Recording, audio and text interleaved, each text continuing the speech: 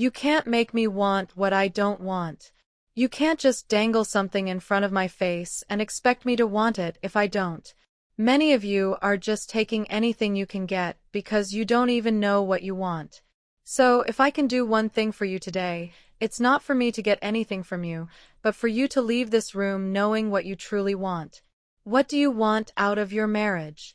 What do you want for your son and daughter? Stop waking up every day like your life is an accident. What do you want? And once you figure that out, I want you to spend the rest of your life waking up every day and relentlessly pursuing it. Listen to me. As you strive for the next level of success, you have to know what that is if you want someone to be able to help you. I want you to listen to me very closely, guys. I'm not here just to motivate you, right? And don't get me wrong, I love motivating you. I love getting you pumped up and excited. I've even heard people say, "E.T., when we listen to your stuff, we want to run through a brick wall." I get that. But I don't want you to run through a brick wall just today. I want you to be ready to run through a brick wall for the rest of your life. Because if you do that, then I know you truly get it. Seriously, trust me when I tell you, I didn't come this far for the money. I didn't leave my family for 2 weeks for the money. We've been so blessed. We've poured so much into the world, and I don't know how it happened, but the world poured back on us. It's a crazy thing. We just gave away free videos. I told a group before that a couple days ago, CJ missed his anniversary, and for the first time ever, I missed my wife's birthday. I've been with her since I was 16 years old. I've never, not once in all the years we've been dating and married, missed her birthday. It's never happened. But why did I miss it this time? Because I felt called. When we sat down and talked about this tour, when we discussed the cities we were going to visit and what Glenn wanted to accomplish, I just knew I had to do it. I can't explain it, but something in my spirit told me, "E.T., you have to make this move." And let me tell you something wild. I haven't been on the road for 2 weeks, guys, and God is my witness. I can't even remember the last time I was away for 2 weeks. I can't even tell you the last time I was on the road for a whole week. I pride myself on being so good at what I do that they fly me out to speak and then fly me right back home. Worst case scenario, I spend one night and get the first flight out in the morning. I haven't been away from home for 3 nights straight in years. I can't tell you the last time I've been gone for 2 weeks, but I decided to do it because I felt somewhere in my heart, I felt my spirit saying that Australia needs this message. Someone in New Zealand needs this message. And when they hear it tonight, they're never going to be the same again. I don't know who you are in this room, but you are going to leave here just like I left that meeting with Bob Proctor. I will never forget it. I said to the organizer, "I only have one favor to ask. I don't need anything else. Just please set up a meeting for me with Bob Proctor." I just knew that if I could get in a room with him, it would change everything, because I knew what I wanted, and that's what it comes down to. Listen to me, your life is not going to change until you know what you want. I knew what I wanted. Bob Proctor was in that room, and I was in that room, but we didn't just get together by osmosis. Bob Proctor didn't say, "I want to meet with Eric Thomas." The organizer didn't say, "You know what, Eric? You're advancing in your career, you should probably sit down with Bob Proctor." No one said anything to me. I knew what I wanted, and I knew that Bob Proctor was going to be instrumental in helping me get there. I don't care how many books you read. I don't care how many programs you go to. I don't care how much money you invest. If you don't know in your heart what you want, it's not going to happen. When I got to that event, I was clear. I knew who was speaking, I knew their schedule, and I knew Bob Proctor was in that room. I knew if I could just get a meeting with him. I was young, and I didn't know any better. I said, "I'll pay you." I remember we sat down, and I was a little nervous. The first thing I said was, "Sir, you know, I'll pay you. I don't want you to think I'm competing with you." He said, "Kid, competition is for amateurs. I'm a pro." You couldn't take my clientele if you wanted to. This is not a competition. You're good. In fact, relax. I'm going to be honest with you. You remind me of me when I was your age.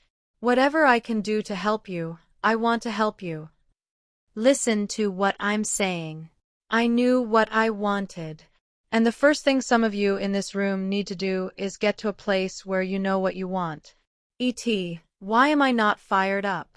E.T., why am I sleeping in? Because you don't have a reason to get up. You don't have a reason to wake up early in the morning. You don't have a reason to work out.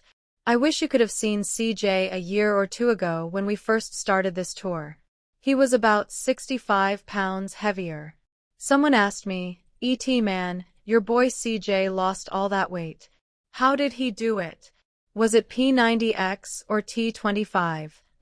I said, no, none of that. No yoga or Atkins diet. I said, he had a son. I wish I could tell you it was some complicated new workout routine. He had a son, and he wanted to be in his son's life for a little longer. He knew he was obese, so he lost the weight for his son. Many of you haven't activated your full potential because you don't know what you want. And you're working for someone who knows what they want, and you're mad at them because of how they're treating you. But they're treating you that way because they know what they want, and you're just helping them make their dreams a reality. You're getting upset because you don't know what you want. Music. So now, when companies call me and say, E.T., we've got a job for you, and we're going to pay you this much now, if it's not what I want, I just say, well, we're hanging up. They'll say, go ahead, hang up. I guarantee you this month, 30 other people are going to call me. Last year, the biggest sports network in America called me. They said, we want to do this and that. Where do we sign? I told them, I don't speak for that. That's not me. You're going to meet all the... I said, I know what I want, and that's not what I want.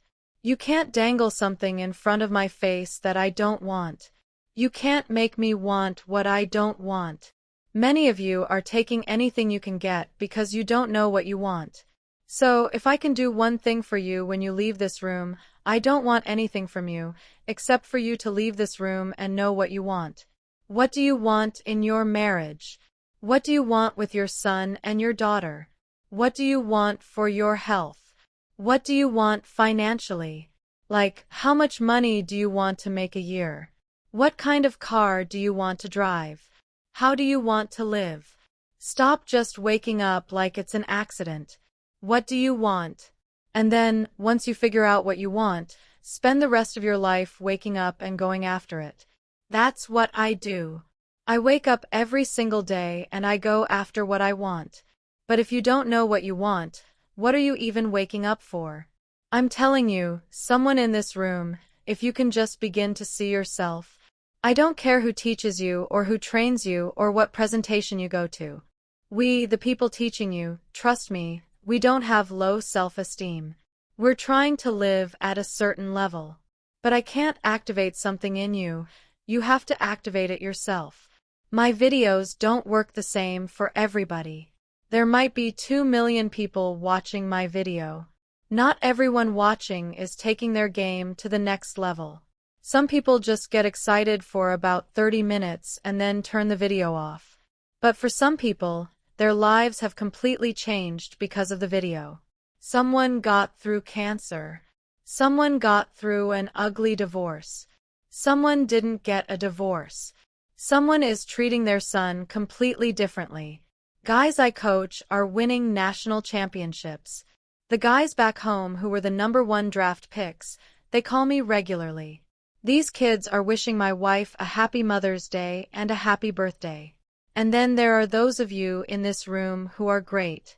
You are phenomenal. And you're not walking in your greatness because you don't know who you are and what you want. So, before I go into this last point, I need you to be transparent. I'm talking to you, and you know who you are. You do not understand how phenomenal you are. You have not walked into your greatness yet. You haven't gone there yet. I just need you to be honest. I just need you to raise your hand and say, "E.T., that's me. I'm the person who has not walked into my greatness yet." Yeah, hands down. Hands down. We're going to do it one more time because a couple of you knew it was you, but you were waiting for someone else to do it. You were like, "Oh, 3 people raised their hands, so I'm going to raise my hand too."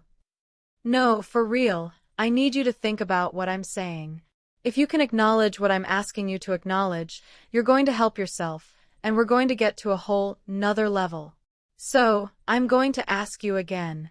If you feel like, "E.T., I really don't know what I want. I am not walking in my greatness. My self-esteem is not where it should be. I am accepting things that I probably shouldn't accept, and when I leave today, I'm ready to embrace the true me." If that's you, just raise your hand. Good. All right, hands down. So, real quick, Bob Proctor said that most people are not going after what they want. This is a critical point. Most people are not going after what they want, right? It's funny, my wife has always been kind of a scaredy cat. She's never really been a woman of faith. But in the last few years, since she was diagnosed with MS, her faith has gone to a whole new level. We were looking at houses. We're moving to California, so I was looking at $2 or $3 million homes. And my wife was looking at a $2 or $3 million home, and then a $50 million home. I'm like, "Why are you looking at that? That's way out of our range." She said, "It's out of your range, not my range." I was like, "Well, last time I checked my little income statement, that was."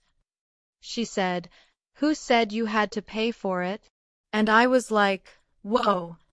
I was tripping. My wife was like, "This is our starter home when we move to California. This is where we're going to be, but this is where we're going." And I was like, "That's deep." Because I was just about to settle for the $2 or $3 million home. I was thinking, "Oh, we're moving to Cali. We're going to be able to afford a house, and it won't be on the beach, but it'll be a 30-minute walk, so we can still get there." And my wife was like, "I want this $50 million home." She showed me a picture of it. It was like glass right on the water. And I was like, wow. Bob Proctor was right. Most people aren't going after what they want. My wife is like, "We're going to get this house." And she was looking for another house while we were looking for the first one. I'm like, "Who does that? You're looking for 2 homes." She said, "That's right, because as soon as we move into this one, I'm going to start preparing for that one." How many of us in this room are not going after what we want? We are just surviving. Raise your hand if you are merely surviving.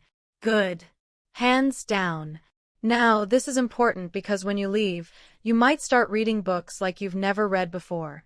Some of you might join a program, watch movies, or listen to music. Listen to me. None of that matters.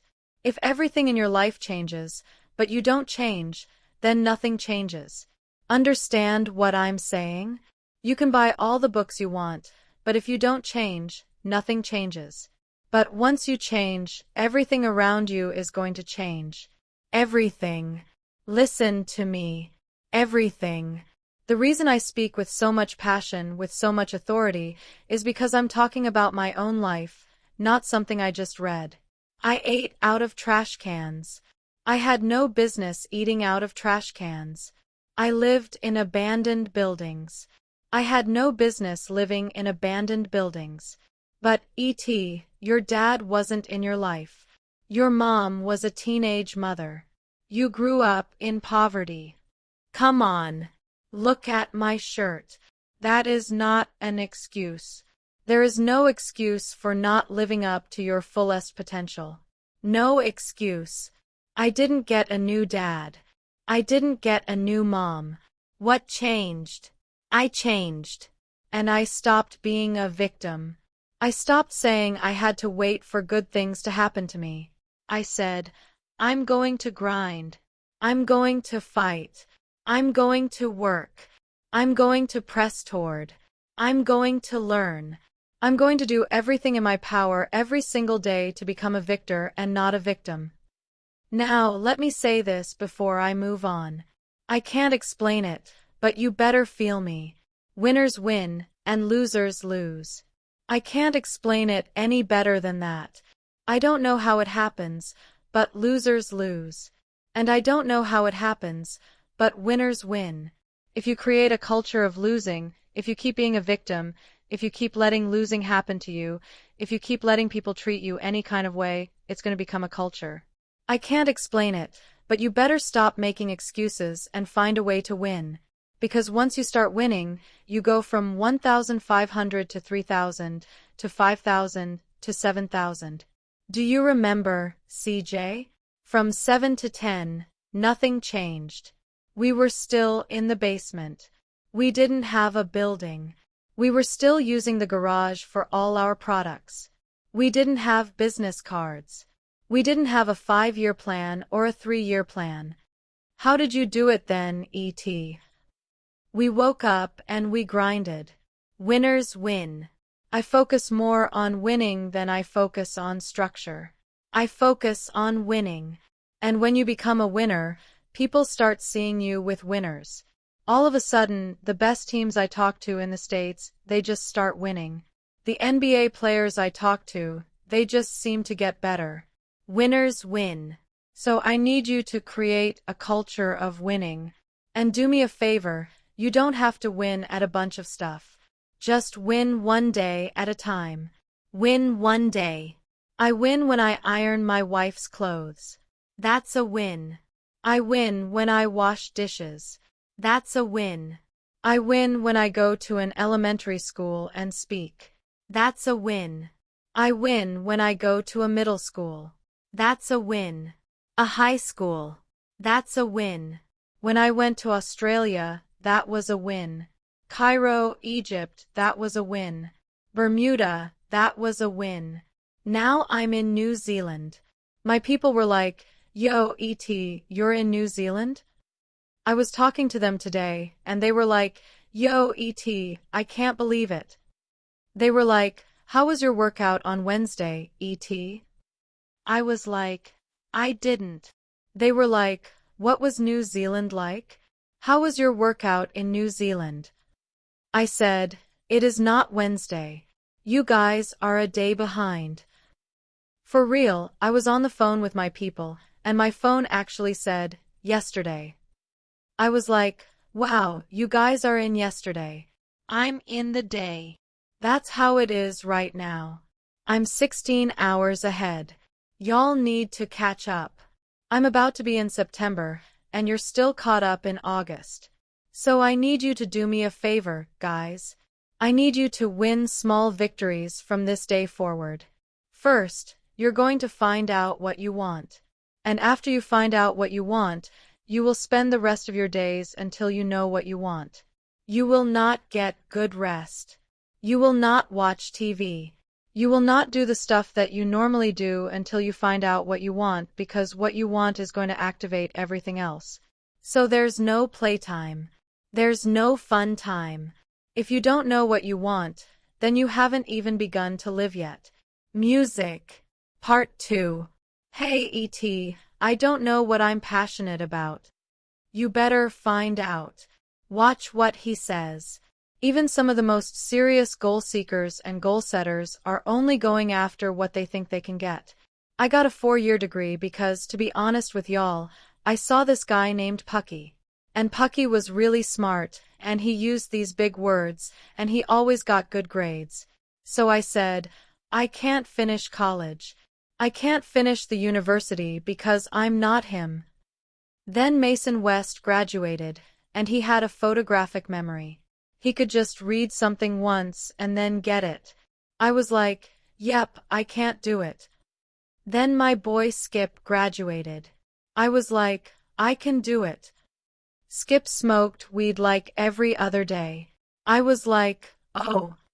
I was like, oh, you can smoke weed and graduate?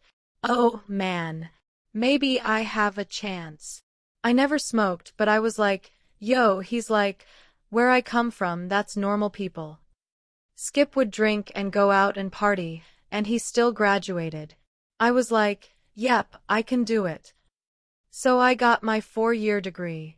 Then Skip went on to get his master's degree, and I was like, yep, I can get my master's degree. But I never went after my PhD because Skip didn't do it. I only thought I could do what I saw someone else do. So I only did things that I thought I could do. Then, when I started meeting people like Bob Proctor, I started telling myself, E.T., stop doing the things you know you can do and try to do the things you think you cannot do. The PhD. To be honest with you, the PhD for me wasn't about the school. It was about me being a high school dropout who took 12 years to get a 4-year degree. I just wanted to see if I could get to the highest academic level. I wanted to see if I had what it takes to go through all of that and still come out a winner. So when I got the PhD and it turned into Dr. Thomas, that was another win. But this was a big win. Why was it a big win? This is what I tell people, guys.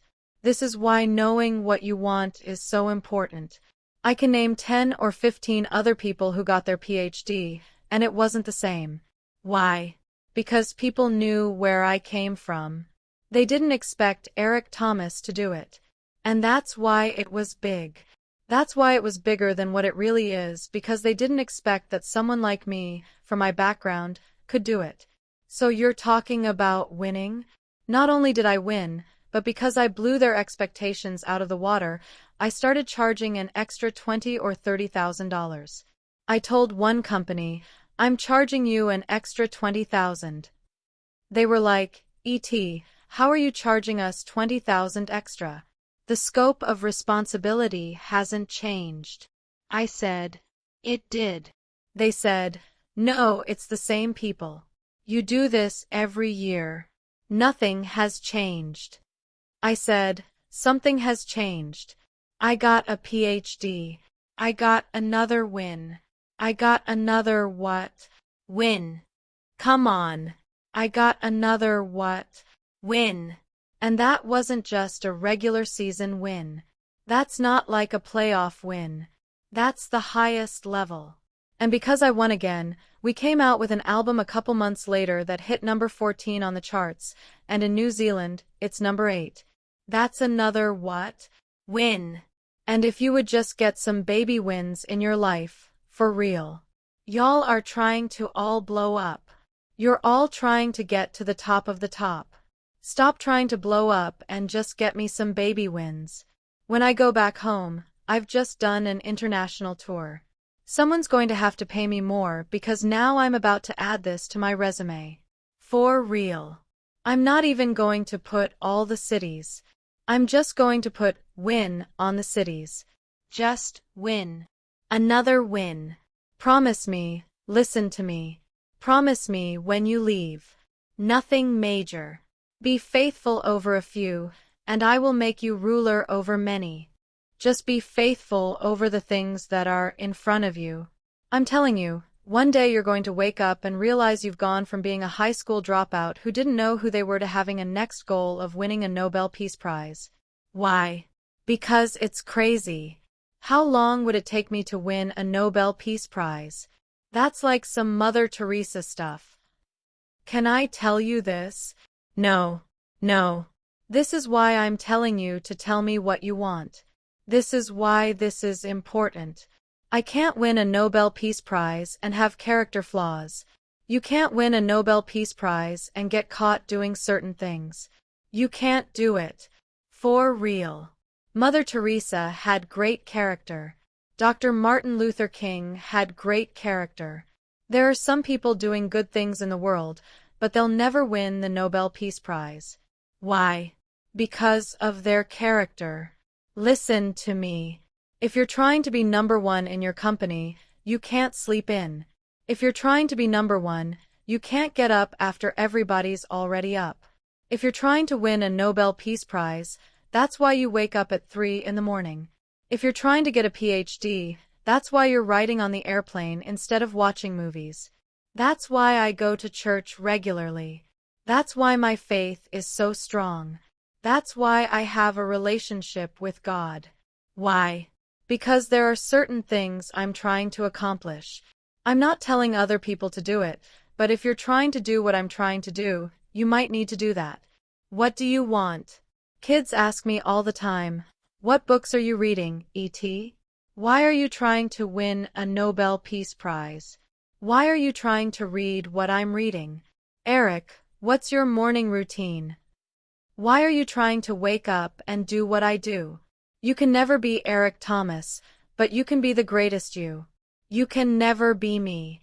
Don't try to be me. Know what you want. I've got kids back in the States who say, what up, what up, what up? It's your boy Tyrone Smith. I'm like, whoa, easy, Tyrone.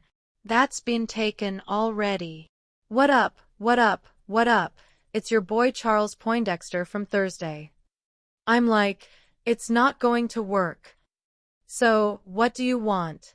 Most people are not going after what they want. And some of the most serious people, some of the most serious goal seekers and goal setters, are only going after what they think they can get. If that's you, I just want you to raise your hand and make the commitment today. Come on, say it with me. Today. Today. Come on. Today. Today. Today is the last day. Today is the last day. That I will go after. That I will go after. What I don't want. What I don't want. Come on. Today. Today. Is the last day. Is the last day. That I will go after. That I will go after. What I don't want. What I don't want.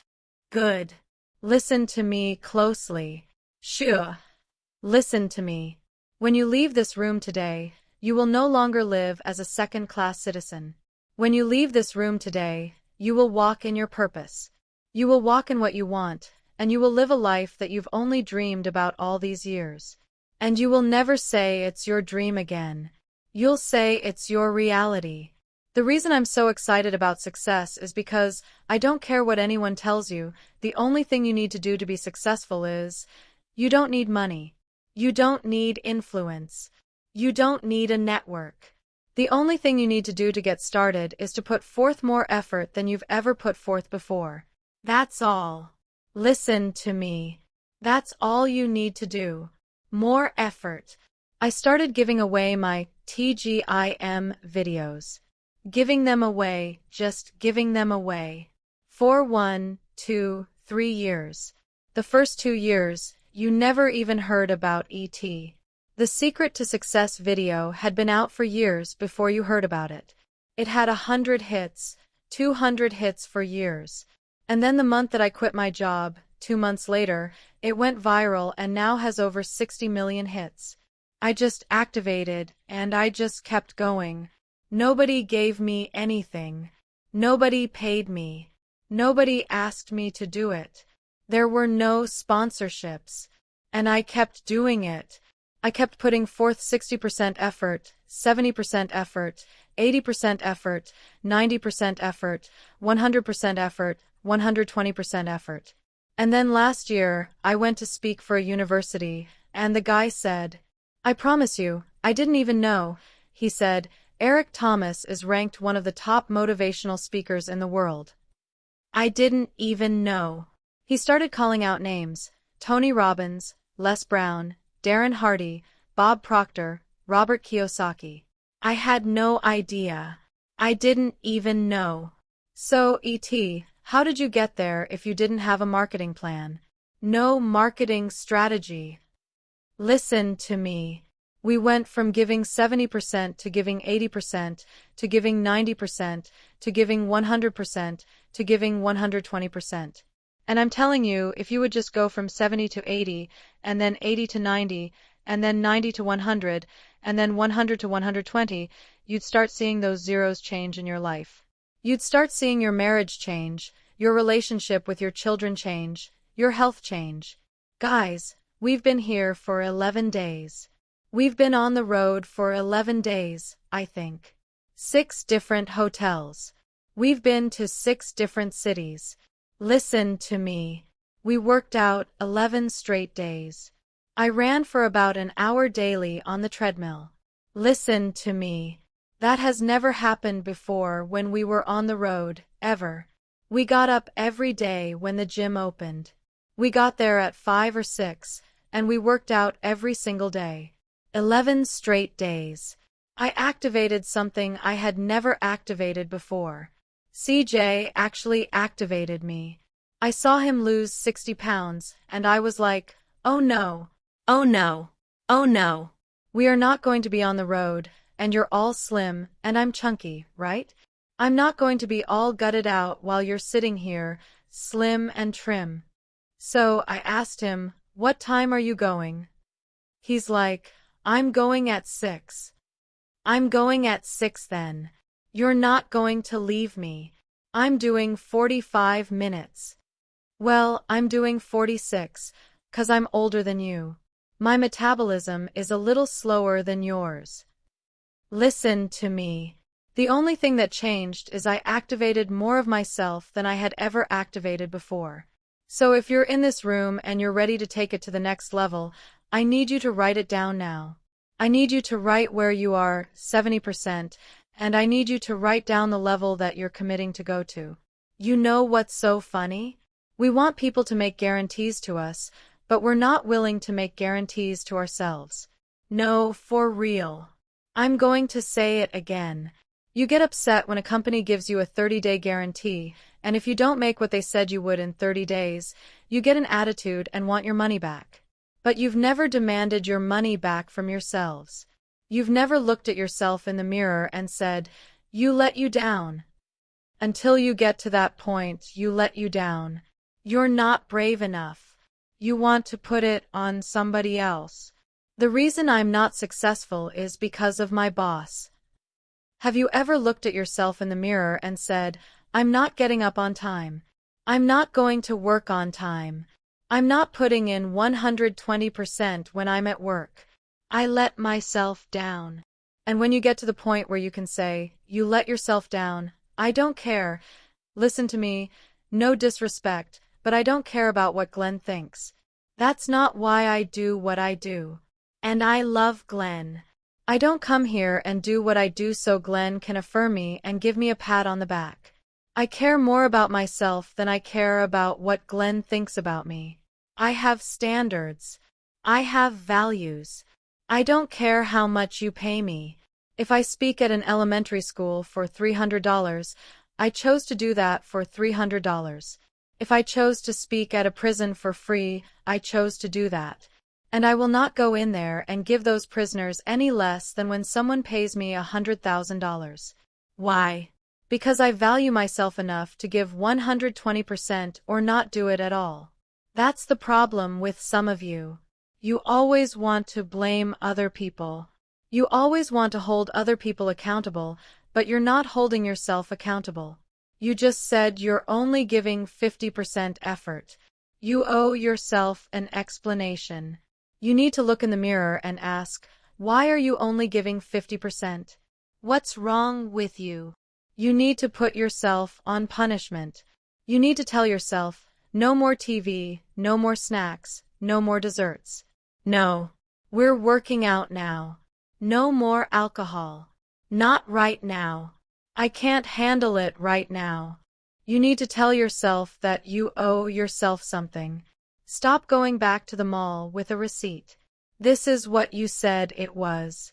Glenn, you didn't do what you said you were going to do. Well, you didn't do what you were supposed to do either. So how can I do what I'm supposed to do for you? You walk out of this room owing yourself. I didn't get here by making excuses. So what if my father wasn't in my life? The truth is, he never came into my life. Am I going to wait for him forever? He's not coming. I live in America. I'm an African American male.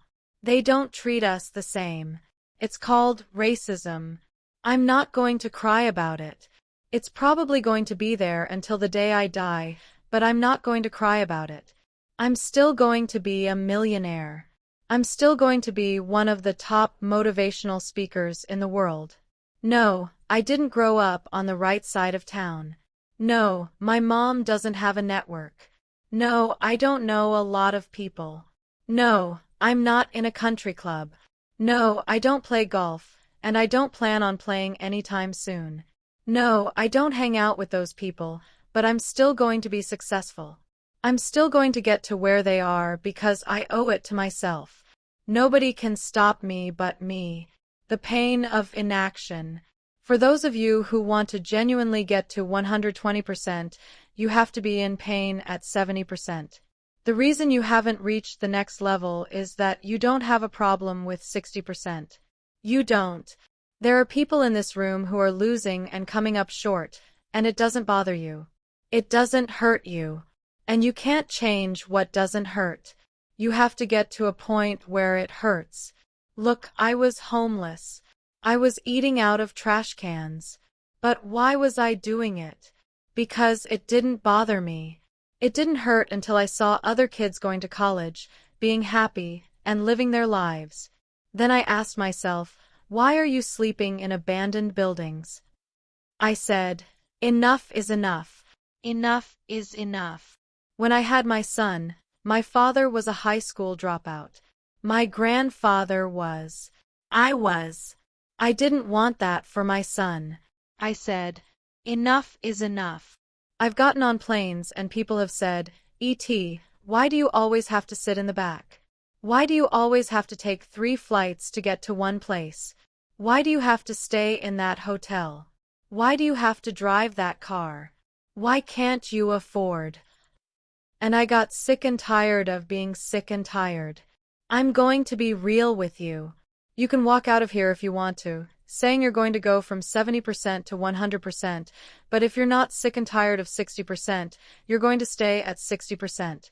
Let's be real. Come on, I've got one more thing before we go. Let's just be honest.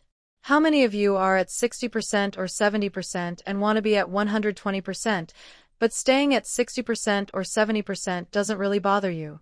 You feel like you're not going to die if you stay there. Raise your hand if you feel that way. Be honest. Hands down. And until you get to the point where you feel like you're going to die, you're never going to get to 120%. It has to hurt. Chasing the feeling of winning. You've got to get to the point, guys, where it hurts. I told you it took me 12 years to get a 4-year degree. But can I tell you something? I went to every graduation. The year I was supposed to graduate, I went to the graduation. And I went every year for 12 years. Do you know why I went every single year? Because it hurt and I wanted it to hurt. The 5th year I went and people would say, E.T., you haven't graduated yet? No. When are you going to graduate? Someday. The 6th year, my boys would say, E.T., what's up? You're still here. Yeah. What are you doing here? I'm going to graduate one day. The 8th year, my little sister graduated. E.T., what's up? My little sister is here now. What are you still doing here? I'm going to graduate. The 10th year, E.T., my little cousin is here now. What are you still doing here? I'm going to graduate. Every year, the pain burned. But in that 12th year, I had enough. And I finally got my 4-year degree. It felt so good to finally be on the winning side that I wanted to keep getting that feeling. That's what's so sweet about success. As long as you stay in failure, you become satisfied with it, but once you finally cross over into success, it's the same thing. You just want more and more of it. Just like you can get used to poverty, you can become addicted to success. So, after I got my master's degree, and then my PhD, I just kept going. We came out with an album. I wrote 3 books. Do you hear what I'm telling you? Now, I'm at a point where I have this sensational desire for more success. After I finished with the degree, I started working out. I'm ready to run a marathon. Now I have another book coming out. Now I'm trying to win a Nobel Peace Prize. Now we're trying to do a reality show. I'm telling you, you have to get away from the dark side, from being a loser, from low self-esteem, from doubt, and from fear. If you can just find your way to this side, guys, it's so much sweeter over here. The power of a covenant. I'm old school. This is how we used to do it back in my father's generation.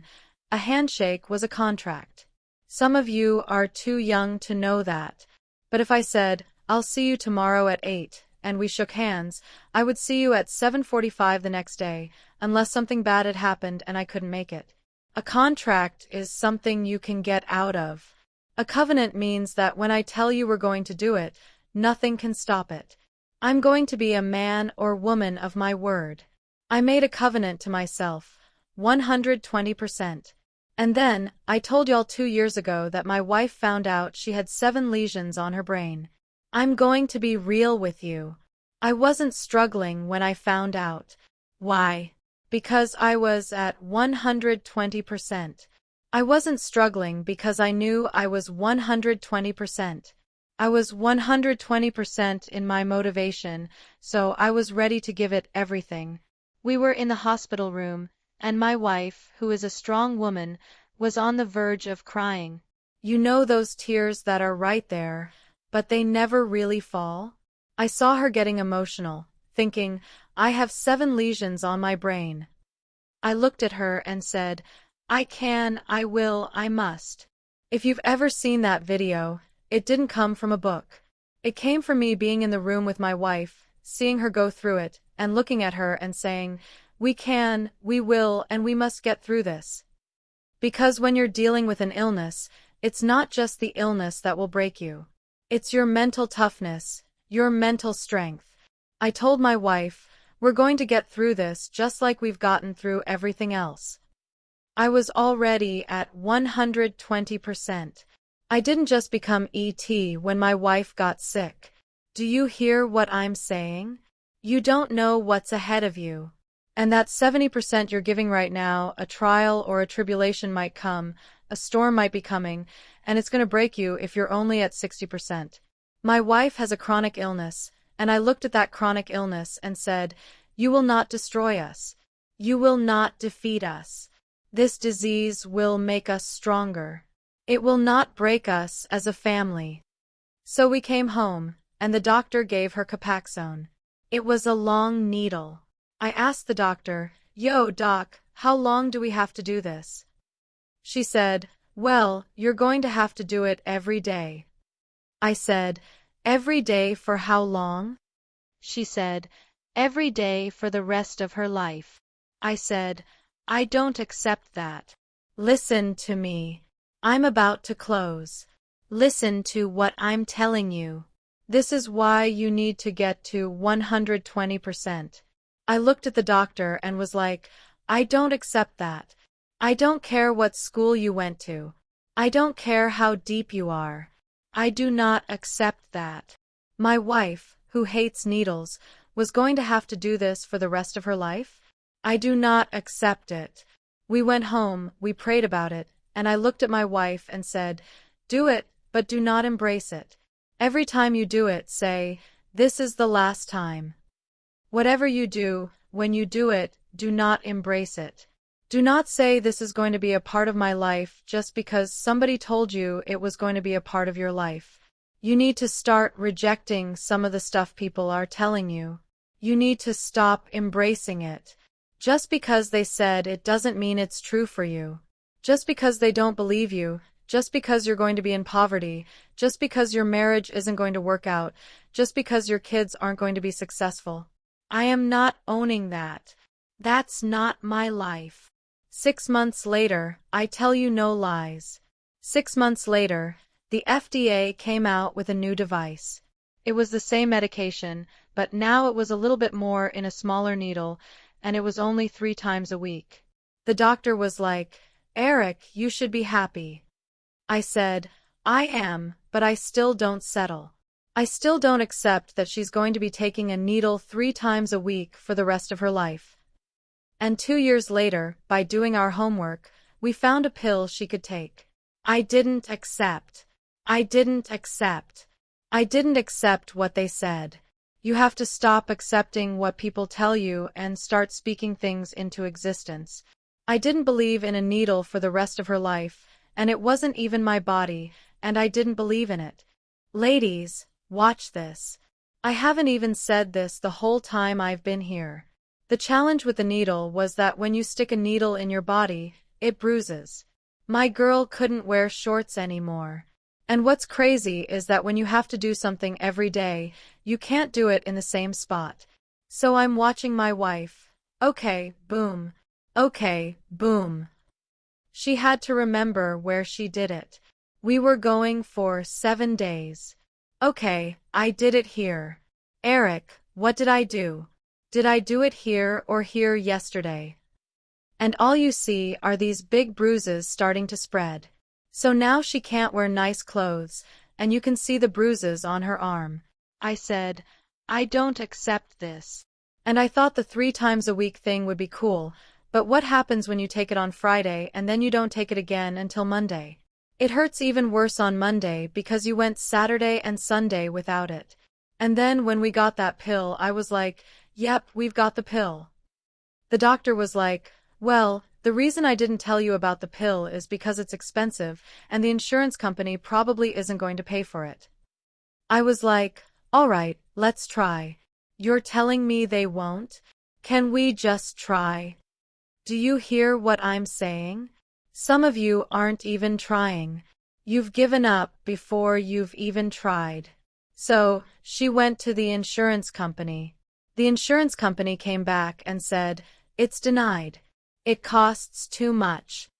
I was like, how much is too much? We're talking about my wife's health.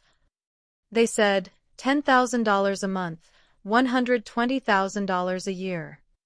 I was like, all right, cool. Let's try it one more time. We tried it one more time. They denied it. I told my wife. My wife said, try a 3rd time. I was like, I'm not begging. If you want to try, you can try. I'm not begging. I went to the doctor and said, what pharmacy can I give you $10,000 a month, or do I have to give you $120,000 a year? What if I wasn't giving 120%? What if I was still giving 60% and working at a job that didn't even pay me $100,000 a year? My wife said, I know you're making good money, but that's an extra $10,000 a month. I said, don't even worry about it, sweetheart. I was working for Nike at the time. I was like, I'll charge them an extra $10,000 a year. I'm about to get my PhD. Don't worry about it. I'll charge Under Armour an extra 5 and Nike 5 more. Don't worry about it. It's not going to come out of our pocket. Do you think when I told Nike I needed an extra 5 or 10 grand, Nike told me no? Do you think Nike is going to find another dude to come to the hood and talk to these kids like I talk to them? What? Do you think they're going to call? Do you think you're about to come to the hood and talk to a group of kids? Do you think you're about to come to inner city Detroit and tell these kids, come on, who are you going to call? You're going to call one of the other top 10 motivational speakers in the world, and you think they're about to come to this prison to talk? I've carved out a whole calling for myself that nobody else has. Who are you going to call? You can't call Nike and charge them an extra 5 grand if you're only giving 60%. You can't call Under Armour and charge them an extra 5 grand when you're giving 70%. But when you're giving 120%, I never knew my girl was going to get sick. I never knew my girl was going to need $120,000 a year and my son was going to need $50,000 a year to go to college.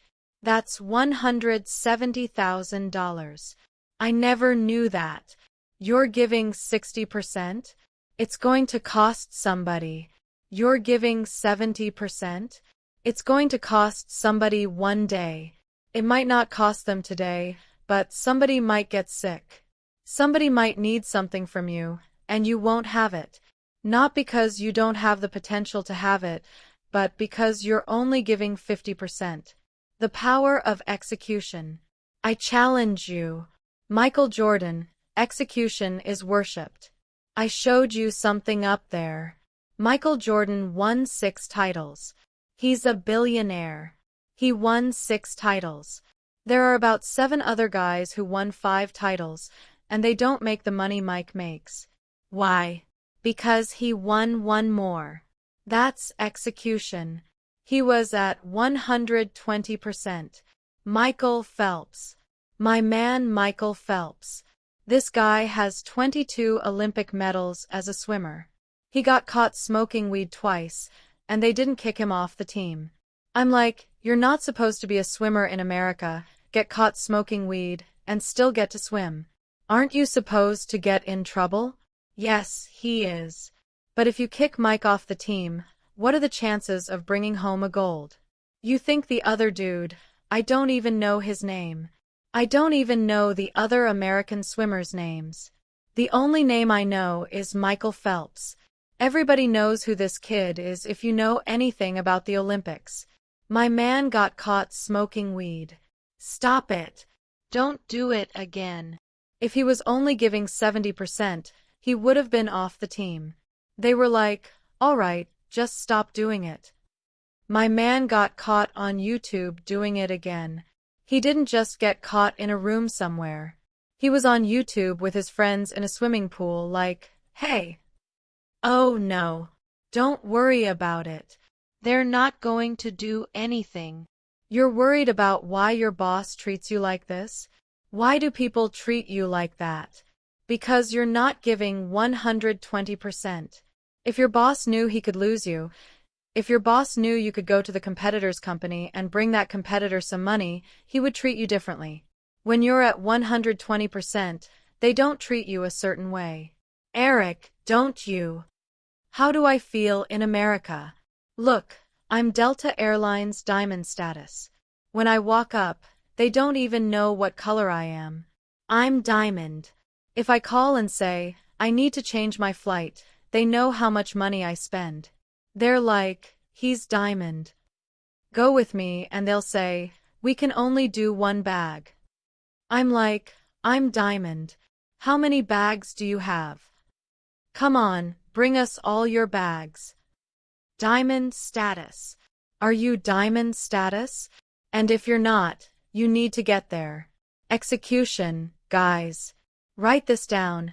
Execution is worshipped. Execution is worshipped. Execution is worshipped.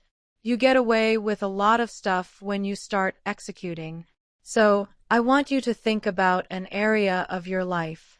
You say you're giving 70%, but I want you to think specifically about an area of your life where you are not executing. And then, I need you to put a 7-day plan and a 21-day plan together. Say, Eric, in the next 7 days, this is where I'm going to execute. In the next 21 days, this is where I'm going to execute. And in the next 30 days, this is where I'm going to execute where I wasn't executing before. I'm telling you, if you execute, you're going to be on a whole new level.